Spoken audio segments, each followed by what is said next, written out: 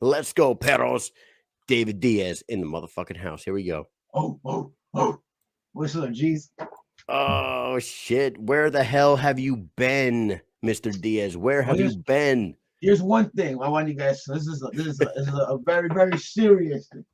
For the people that think that I have not been active since my last fight, I left everything behind to train full time, 3 times a day. I used all my my money that I got from my injury instead of, being smart. I invested it all in going to Miami. From Miami, I went to Mexico for 3.5 months, 3 camps. I'm broke. I've been wanting to fight, brother. I'm fucking ready. I tell you right now, I don't care who it is. I am fucking ready. I had a spiritual journey in Mexico. I was kicking it with some indigenous shamans. I got shit. I mean, it just feels like a movie, bro. Like it's just not. It's just fucking weird. Jesus. Well, I see that the stellar mustache is still there.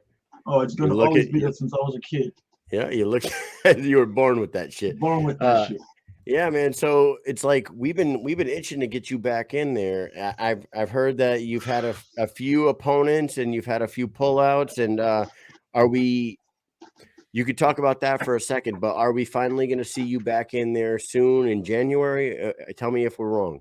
Well, look, I said this, man. I said this, and I say respectfully, I pretty sure you guys know I fucking love fighting for BKFC. It was my dream come true. I wanted to fight. I love it, but if I can't get a fight, I need to go somewhere else and get. I need to eat, man. We need to fucking eat. So I said, this happens this time. With all due respect, I'm gonna have to ask to let me fight someone because I got offers everywhere else, but I'm loyal as fuck. It's one thing you're not gonna take away from is my loyalty. I got locked in. They said no matter what, if this person pulls out, we're gonna have no matter what, someone's gonna fight you that day. So we got tickets. We're selling. I got people buying. For New York, I had people fucking buying plane tickets from Germany, to go see me. People from Mexico, people from all over the world, and then I tell them 2 weeks before the fight, I'm not fighting. What the fuck, dude? Had coaches fly down to Mexico to help me out. I'm fighting January 29th. If I have to fucking gain 50 pounds that night because somebody got injured, I'm fucking fighting that night. Right, because when you won your fight against Spencer, you signed a 5-year? Five fight deal. Yeah, and I've obliged with my part. Right, and that fight was back in March, correct? That was BKFC 16. Yes, sir. And that was all the way back in March. So we've been wondering, like, what? We saw you down in Miami. Yep. And we ran into you. We talked to you down there. You and your brother were looking dapper as hell, looking like the fucking Hitman brothers from Breaking Bad over there with the flashy shirts and the cowboy boots on. Yeah, but you were ready to go back then. So like me and Mike been like, what the fuck is going on with Diaz? And then we were planning to go to that New York event. We heard you were going to be on there. I can't remember who your opponent was supposed to be for that one, but. Maybe I can say it now because it doesn't matter anymore, but I had been told like till last minute that I was going to fight Bono. And then they fucking tell me about a week and a half before, 2 weeks before the fight. Like you said, nothing's official here, man. They need to give us 2 months to promote, to get sponsors, to fucking feed ourselves. If you're not going to let us shout our sponsors out, then fucking give us time to promote our shit because this is how we fucking eat. If we're full-time fighters, we need to promote. We need to show businesses, hey, this is my fucking poster. This is the fight I'm fighting at. Here it is. Here's the fucking moneymaker. Sponsor me. Yes, okay. But when you don't have that, how can you tell? It's really hard. We talk about it on the show all the time. We talk about how is a fighter supposed to be able to promote themselves and make money if they can't talk about who they're going to fight until 2 weeks before. It just doesn't make any sense. I don't know how they do it. But hey, in the comments section, Andrew Toppin says, first of all, we all know that you draw hate. Okay, so Andrew Toppin says, fuck this dude. But then he says, duck and wreck left and right. What's he mean there? What's he mean by duck and wreck? Who's duck and wreck? Who's Rick? What is it? Mike, do you know what he means by that? Duck and wreck? Nope. All right. Since my fight, I've been given 3 names only. I accepted all of them. None of them happened. What do you fucking think I'm doing? Spending all my fucking money training all day, not fucking having sex because I'm fucking trying to build up natural testosterone, not fucking jerking it for 6 weeks so I could what? Spend all my money. I haven't been on fucking vacation. I haven't been on vacation. You've been all over the place training. I was training with Brandon Moreno's coaches up in Mexico, and now the same team is inviting me to Zacatecas. They're like, dude, we'll fucking help you out. We'll put a house up for you. We got, Teco Quiñones. We got the Malia team. Teco Quiñones' brother, forget his name. Sorry, just made it to the UFC. There's people helping me out, but the thing is, I gotta get to these places too. I don't know what people think, man. You fucking think I want to just be training? You think I'm storing this fucking anger, all this? You think I want to be on a 1,400 calorie fucking diet for 9 months, for 8 months? Fuck out of here.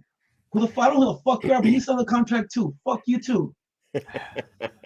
He says that he knows. I will tell you that he was supposed to fight Malo, and you pulled out of a Malo fight. Malo, yeah. Bro, fuck out of here. This is the thing. But look, okay. Malo has never been presented. You want to know this? I give you guys facts. When I told my manager, what about Malo? He can't get medically passed. He's almost died of brain cancer. Let's be honest, man. I'll fucking fight you, but you want to die in there? Fine. But you didn't get medically passed. You can't. They won't pass. They won't let you fight, bro. I'll fight you at 145 in Mexico after this one. Send Malo over. Come on, man. I fucking fought a hard fight with baby fucking feet hands. And I'm going to say no to fucking Malo to this. Yeah. Okay, let's believe that. Let's fucking believe that. Sure. Salud. All right. Let's talk about your debut for a second. Let's remind everybody. I was talking to Mike earlier about this, and your fight with Spencer Ruggieri is the forgotten one. And now we're getting towards the end of the year, where we're talking about fighter of the year. We're talking about women's fighter of the year, male fighter of the year, fight of the year. I should have fought 4 times this year. But that fight, though, is the forgotten one. When you talk about fights of the year, that was a hell of a fight. All 5 rounds. It was great. It was back and forth. It was bloody. It had crazy flurries. It had controversy. It had a point taken. Like everything that you could put into a fight was in there, man. And like, I wanted to give you props on that, because I think that you and Spencer deserve a little recognition for that fight. When they talk about top 5 fights of the year, I don't hear anybody saying that you guys' fight's in there, but I really think it was. Bullshit. You want to know what's more bullshit? And all respect to these guys, because I fucking love these 2 fighters, Joe Elmer and Garcia. They fucking great fight, but they got nominated for fight of the year, and I took fight of the night for that event. Just tell me you don't fucking like me without telling me you don't like me. What the fuck have I done? What the fuck have I done? I mean, what have I done? I promote myself. I make my own fucking posters. I keep fucking sharing. I keep going to stores, hanging posters myself. But I get no love back from the company. It's like, what? I fucking put up. I almost fucking lost an eye in that fight. Fucking cracked teeth, everything. And they give, and like I said, great fight. Fucking Elmer, that guy always goes at it. Also, always go at it. But with all due respect, I took fight of the night that night. I was called out. I'm still getting called out till the end of the year. I don't like to fucking toot my own horn, but what other fighters been getting called out the whole fucking year? You just won your fight and you're saying fuck Diaz, but you're still talking about me. You still mention me in your interviews. Who made that impact this year? They just told me they don't like me without telling me they don't like me. Mike, what do you got to say? You don't like the little homie from the hood. Just tell me you don't like the little homie from the hood. Fine. I don't quite understand what. So when you talk to Nate Shook and you say, Nate, what the hell's going on? Where's my fight? What is going on? Get me in this ring. What is Nate going say? on? Hey, David Feldman, what is going on? What do they tell you? What exactly do they say? So I had a manager, right? I have a manager. So my manager says, you don't talk to no one, talk to me. So I'm like, all right. But there's been things, lately that I'm they're telling me to change my. There's just personal shit that I'm like, because I think about them. I'm like, I see Nate in person, and he's like, why does everybody want to fight you? I'm like, because I'm the fucking show. But that's why. But you've only shot 3 names to my manager, 3 names that we agreed to, and then it's like, no, what? So now at this point, I'm like, do I just do this whole shit myself? Do I just say, fuck it, I'm rolling solo? I'm training myself right now. I don't have a coach right now. I got my little brother doing mitts. Like that's all I need. Got a heavy motherfucker. He's there for me. I gotta go to Zacatecas, finish my last 3 weeks up in 8,000 feet altitude in Mexico. Why not Boxar? Boxer kind of like they got busy, man. They got really, really busy. They're also growing and expanding. They blew up quick, right? They blew But up real quick. I don't think they have any fighters fighting out of Boxer anymore. It became more of a business because there's a lot of stress, man. Imagine not just for the fighters, but for the coaches that they get asked all this shit. So I can see how the owner he blew up, man. Like they just got like a fucking humongous area that's like 5-6 times bigger, 3 stories or some shit. So I understand. From the outside looking in, I feel like you guys were really clicking there and that they had a good thing going from the training videos I saw, and it just looked really good there. So I was just from like I said, from the outside looking in, I was like, oh, I wonder why he left there. I feel like they had a good chemistry. I did. It was just it was a lot of things that led up to it. One thing was they were getting busy. One thing was financially me, and then right towards the end, it was like, you know, when it rains it pours. It was one after another after another. My dog died. I was like in debt back at home because I was spending all my money on training. The way I got money after like Boxer was I was out of cash. I settled. I had permanent insurance on my neck and my back because I have 3 herniated discs and I fucked up my back at work. When that happened, I needed money to keep training, and this is when it pisses me off. People say he doesn't want to fight. Like, I settled a lifetime insurance on my spine to a shitty piece of money so I could continue training, so I could fight. I settled. For a few years, my back is gonna be fucked. I don't know how the fuck I'm gonna pay for it, but I literally settled for that to be closed, to have a little bit extra more money to continue training to go to Mexico. Well, David, you got an offer right there. Sicario Fight Club says you're welcome to come train at our gym in Tampa anytime you want. So that's just gonna. I appreciate it. Appreciate all the help that everybody's been reaching. I got coaches hitting me up. Hey, I live in Southgate. I'll go hold mitts for you. So people. Kevin Smith says absolutely anytime, absolutely. Let's talk about your time between that last fight and this fight, right? You got a fight coming up in January. It'll be 10 months by the time you fight, right? The first fight, you guys put on a really great show, but I would say that you both fought with a little bit like first fight jitters out. I don't know if you'll admit that, but it seemed like you both were a little amped up in there. I was too emotional. Yeah, you were emotional. You guys were really going crazy in there. Now you've had a lot of time to, travel and train with a bunch of people. Would you say that your approach to this fight is going to be much different this time around? Always going to be the same energy. I'm always going to be the one that at the end of the day, my style is punch me twice, I'm going to hit you 5.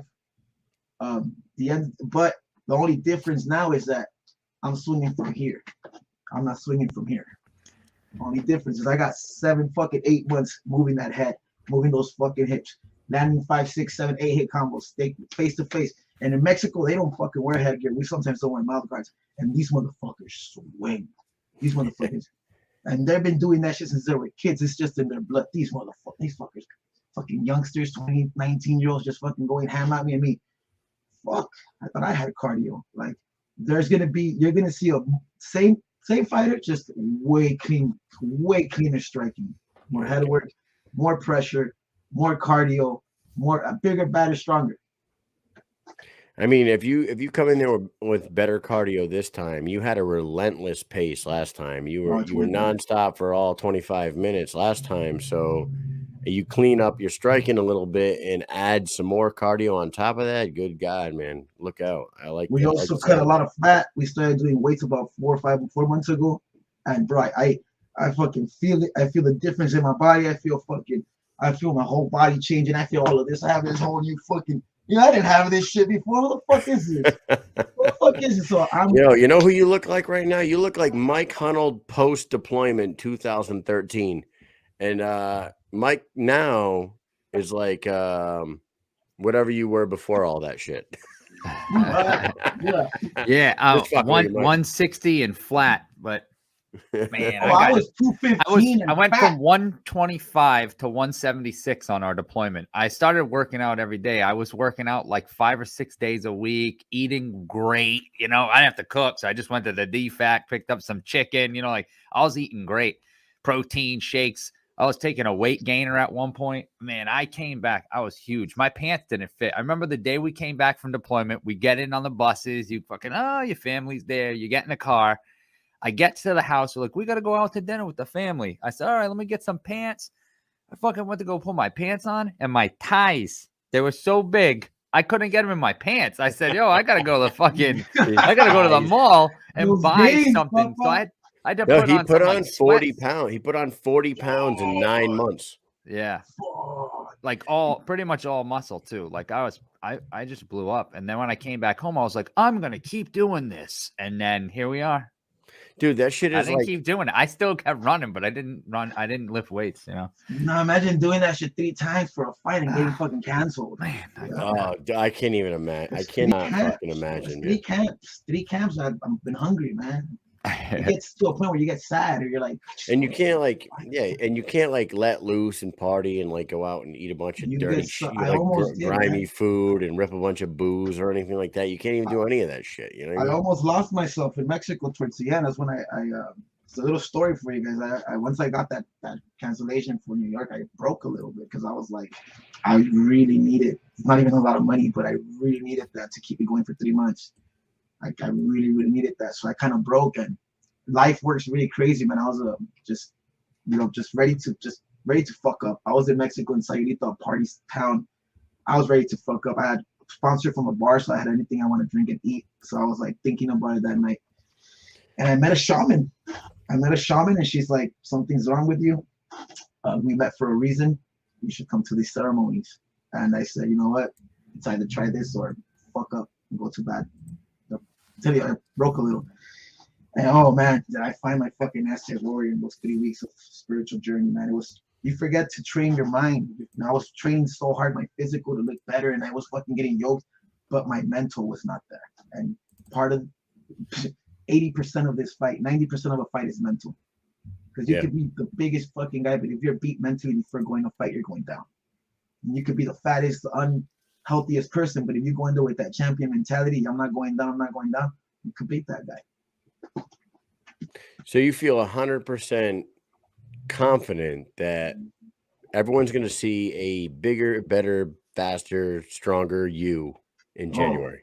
Oh, bro, the people that are seeing my fight. I said this one time. My first fight is gonna be remembered as my worst fight. As you should, and like honestly, not Right. to be not to shit on your fight. You should always get. I mean, like hey, should always. I think I brought up Tom Brady already once this show. I'm going to bring him up again. Tom Brady, my man. Tom Brady. He won the Super Bowl in his second year in the NFL. That is his shittiest Super Bowl. When he won that, he was in his second year. 19 years later, he dominated in the Super Bowl and won the MVP again. Sure. 19 years later, looked like a whole different person than he was. I'm telling you, man, you should always get better. Always get better. So I like your style. I like your attitude. Thanks, brother. Appreciate that. Another thing is I train for every fight as if it was a title fight. I don't care what your record is. I'm trading for you as if you're the #1 contender for me. Every fight is a fucking title fight for me. I'm not taking anyone lightly. I'm pushing. I fucking get up after doing a 3-hour morning workout, go do my fucking 3-5 miles, and I come home and then I'm like, my body hurts. And then my little brother's like, you ready to do tonight's work? I'm like, no. He's like, get the fuck up, let's go. There my ass goes. No pre-workout, anything, just raw fucking. This shit is fucking hard, but when you want something, you fucking go for it. You go for it. Speaking of your brother, man, Miguel, when we talked to you down in Hollywood, Florida at the Hard Rock, you were saying that he was going to be making his debut the next month. When we talked to you, you're like, yeah, next month. Whatever happened to that? Like, what is that? That's another fight that fell through. And are we going to see Miguel Diaz fight sometime soon? Dude, my little brother, same thing as me. He postponed his wedding. He postponed buying a house. He left his job to go to Miami for 3 months to get ready for that fight. They pushed him for June. They told him July. When after July, we were like, you know what, dudes? They keep pushing these fights. We gotta go back home. When they saw that we were packed up and sharing that we're going back home, fucking pretty much packed up leaving. Hey, you want to fight next week? And we had already been 3 weeks off. He had already gained some weight because he was like, bummed out, man. You fucking train, you leave your own house. So my little brother is training still, but he's not in camp. But they've made him some offers in other places for February and they've been making them. But since he's saving for his house right now, and he's getting his family going. All he wants is to know when, and he'll be ready. But BKFC doesn't do that. BKFC tells you 2 weeks before the fight. Right. Has like BYB reached out to him or yeah. try like now you got Triad in there and Game Bread. Oh yeah. He's had offers. Oh yeah, we've been getting hit up everywhere, man. Everybody's like, we want you, and I'm like biting my lip because it's really, really nice offers out there, man. I'm like, I can really use that right now. Well, man, I hope you get your fight. I hope January happens. We heard It's something. happening. We heard something. I'll fight in the fucking lobby. I'll fight in the lobby, but you're gonna see me fight January 29th. January 29th. I can tell you who's not going to be at that event, and it's because of Uncle Sam once again, Mike. We have military obligations of that course. weekend. Last weekend, dude. I'm telling you right now, it's like our army schedule is. It just butts heads with the fucking every time. Every damn time. And it's like every fourth event we can actually get to because the freaking we get an opening in our schedule. But January 29th, we will be training. But we will be watching, and maybe we'll do a fight companion that night. I don't know. Yeah, fucking do it. I enjoyed it. Yeah, we love doing that shit. We love having you on here, man. I know a lot of people in the comments hating, calling you out and whatnot, but you know what? People hate. It was a couple few. Let me ask you something. The whole time you know me, who have you seen me talk shit about on my pre? And they're still talking about me. Maybe two. Maybe two people. Well, that was after a minute of fucking listening to shit. But do you guys mind if I say something in Spanish? Yeah, go ahead. Ahora sí, a todos los perros que me han estado apoyando y que se han estado aguantando y que están aquí todavía apoyándome, les quiero pedir un chingo de disculpas que no pude pelear y que no me dejaron pelear estos cabrones. Pero a todos los que me están ayudando, Pedro Oya, Chris Valverde, Cutman Big, Joey Beltrán, Brian Hart, my little brother, todos los que me están ayudando, a este perro que sigue, le voy a partir su puta madre. Va a ser un pinche knockout en el primer round. Y de que me quitan esto, nadie me lo quita, perros. Aquí estamos, putos. Pónganse en el filia. All you motherfuckers can line up. Because we're taking all fights 2022. Fuck you too and fuck whatever the fuck you're doing. Join the fucking list. Join the bandwagon of not liking me. I did something you can't fucking do. And that's why you still have me living rent-free in your fucking head. Fuck you and have a nice holiday. Gracias. All right, dude. You are the fucking man, David Diaz. How do you say it? El Necio. El Necio. God, I suck at names. I'm the worst at names, and everybody who watches this show knows it. All right, we're gonna do a fucking few questions with you. Nothing to do with fighting. Here we go. Speed round with the David Diaz himself. Number one, have you ever been stalking someone's Instagram and then accidentally liked one of their photos? Next question. Come on, that's a good question. No, it wasn't like stalking. It was like, let me go see if this person is legit. Then you like scroll down and you fucking like a fucking picture from 2 years ago. And you're like, oh shit, and you unlike it. No, now I have to slide in her DMs. Hey. Yeah. Then you're like, fuck, man. She gonna notice that? She's like, wait, is it you in liked her my bikini photo from 2012? Oh, no, not that one. What the fuck? Dude, I love that question. Oops. I think a lot of people did that. Number two, here we go. What's the largest amount of money you've ever spent on a Christmas gift? Not a lot. I'm from the hood, bro. Probably like $1,000, maybe. Nothing big. I mean, $1,000's good.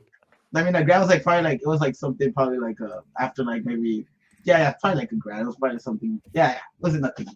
But it was the most, probably like one of the only times. Well, $1,000 is a lot of money on a Christmas gift. So whoever you got that for. Shit. This next question is from my 10-year-old son. And he wanted to know, if reindeer weren't pulling Santa's sleigh, what kind of animal would he use? Perros! He used a bunch of fucking rock I should have known that. I should have known that answer was coming. Perros. I love it. Number four. Number four. What's your favorite Christmas gift you've ever received? Oh man, really quick for this answer. We grew up really poor, man. My family was really poor. My family could not afford original Power Ranger toys or anything. They'll give me bootleg toys from the swap meet that moved like this different paint job, but they're all the same. So I dated someone that was pretty cool to me. She gave me that literally made me cry. It was a Power Ranger dragon blade, the dragon dagger. when I got that gift, it was like probably 4 years ago. I fucking cried because it was like, you know, it's Power Rangers has a special place in my heart. When I couldn't afford none of the toys, you go to school with your new toys, and everybody had original toys, and mine were from the swap meet and made fun of me and shit. So Power Rangers, dude, Dragon Dagger. Well, shout out to whoever gave you that Dragon Dagger. That's fucking awesome. And the last question we got for you, buddy, it is easy, maybe not an easy one.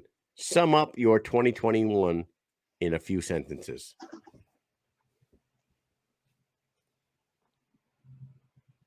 The most memorable, beautiful, hurtful, inspirational year of my life. Growth, growth, growth. That's all I can say, man. Just a lot of growth. There you go, man. Thank you very much for coming on. As always, you are a beast, and we look forward to seeing you about a month from now. Take 1 minute, shout out some people, thank some people, shout some sponsors, and then let you go. For sure. This is Pedro Hoya and Puerto Vallarta, Mucho Bueno, Sayulita, Olive Sayulita, Coach Chris, Cal's Boxing, Fusions PVD Products, NutriFit Labs, the Beltranes, Joey and Britt just came to visit me. I fucking love you guys. My little brother, everybody in South Central LA, everybody in Mexico that's been supporting me, everybody that doesn't like me and is talking to me. On the real, I wish you guys a fucking great fucking holidays. I in the ring it's one other thing, but in real life, I have nothing against none of you because you don't have to like me, but you definitely will respect me. Happy holidays. All right, brother. You have a great holiday and good luck in January. We'll be rooting for you. Thank you, brother. Much love. Happy holidays. All right, awesome, man. Happy holidays. Take care. Later. Let's go.